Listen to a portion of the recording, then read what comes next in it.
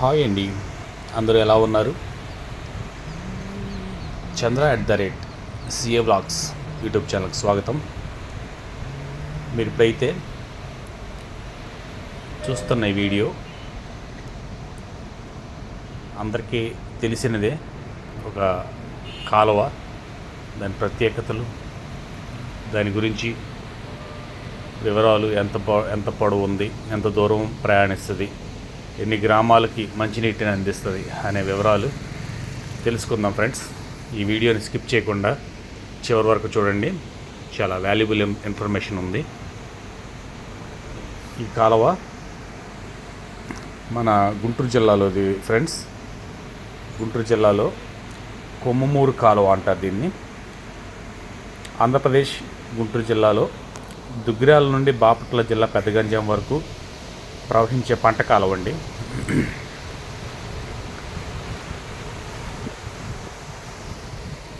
ఇది అనేక గ్రామాలకి మంచినీటిని కూడా అందిస్తుంది. దీన్ని బ్రిటిష్ వారు తవ్వించారు. 19వ శతాబ్దంలో తవ్వించారు దీని పొడవు 91 కిలోమీటర్లు. దీన్ని ఒకప్పుడు నౌకా రవాణా మార్గంగా వాడేవాళ్ళు.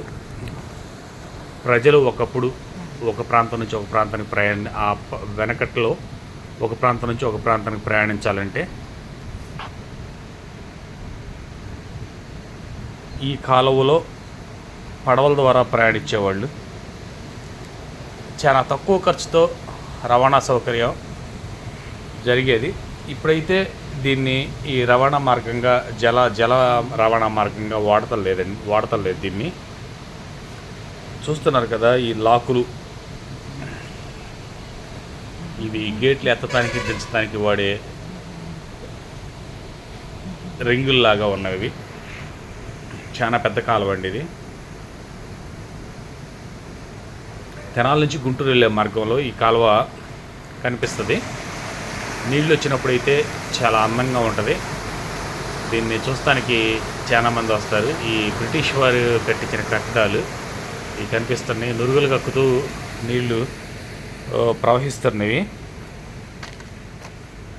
కాకినాడ నుంచి మద్రాసు, చెన్నై వరకు ఉన్న జల మార్గాల్లో ఈ కాలువ ఒకటి. మిగతావి కాకినాడ కాలువ, ఏలూరు కాలువ, బకింగ్హామ్ కాలువ. భారత ప్రభుత్వం చేపట్టిన జల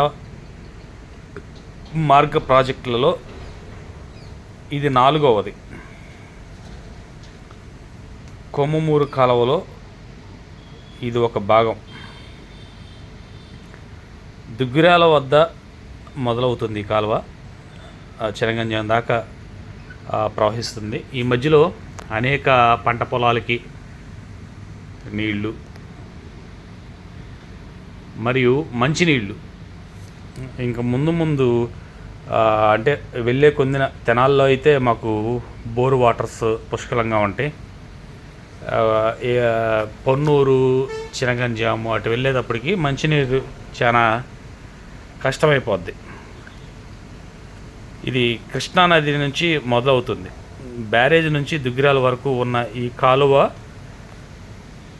దాన్ని కూడా అంటే విజయవాడ నుంచి తెనాలి వచ్చేటప్పుడు మనకి పక్కనే వస్తుంది. రేవేంద్రపాడు దగ్గర నుంచి కాలువ, దాన్ని కూడా కొమ్మమూరు కాలువనే పిలుస్తారు.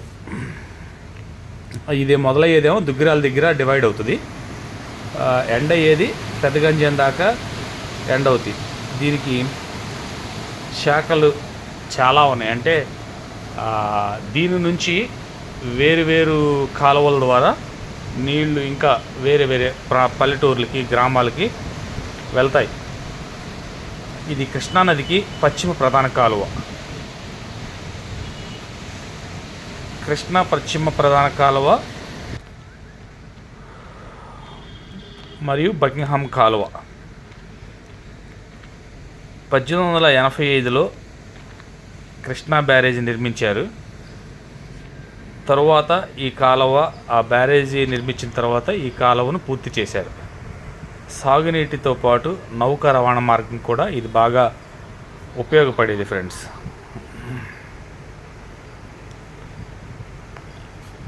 ఈ ఈ లాకులు కానీ ఇక్కడ మీరు చూస్తున్న ఇదంతా ప్రకృతికి అయితే చాలా బ్యూటిఫుల్ వ్యూని ఇస్తుంది.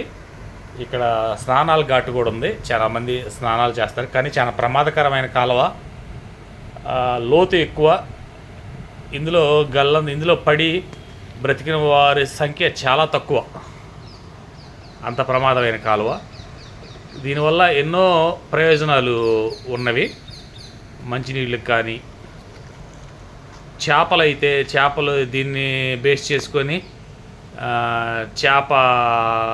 చేపలు పట్టుకునే వాళ్ళు ఈ కాలువను బేస్ చేసుకొని చాలామంది ఉన్నారు. ఇక్కడ చిన్న పార్క్ లాగా అరేంజ్ చేశారు, జస్ట్ అలా చూస్తానికి వచ్చిన వాళ్ళు కూర్చోడానికి. అట్మాస్ఫియర్ అయితే చాలా అద్భుతంగా ఉంది, నాకైతే బాగా నచ్చింది. చూడాలనిపించింది, దిగాను. కార్ దిగి వీడియో చేద్దామన్న ఒక చిన్న ఆలోచన వచ్చింది, దాంతో ఈ వీడియో మొదలు పెట్టానండి. చివరి వరకు చూడండి. ఇది తెనాలి గుంటూరు ప్రధాన మార్గంలో ఉంది.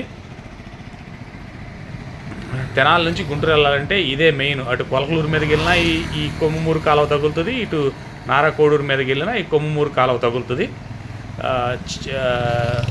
రెగ్యులర్గా ట్రాఫిక్ విపరీతంగా ఉంటుంది. ట్రాఫిక్ విపరీతంగా ఉన్నప్పుడు వెళ్ళేటప్పుడు చాలా అద్భుతంగా, చాలా అందంగా కనిపిస్తుంది ఈ వాటర్ ఫ్లోయింగ్. చూస్తున్నారు కదా ఎంత నురుగులు కక్కుతూ వాటర్ వస్తున్నాయో. ఇది మీకు చూపించాలన్న ఒక చిన్న ఆలోచనతోనే ఈ వీడియో చేస్తున్నాను. చూడండి, నచ్చితే లైక్ చేయండి, సబ్స్క్రైబ్ చేయండి. ఇది రోడ్, ఇది గుంటూరు నుంచి తెనాలి వచ్చే రోడ్ ఇది. ఈ కాలువ చూడండి ఎంత పెద్దగా, ఎంత పొడవు ఉందో. కనిపించినంత మేర నేనైతే ఈ వీడియో తీసానండి.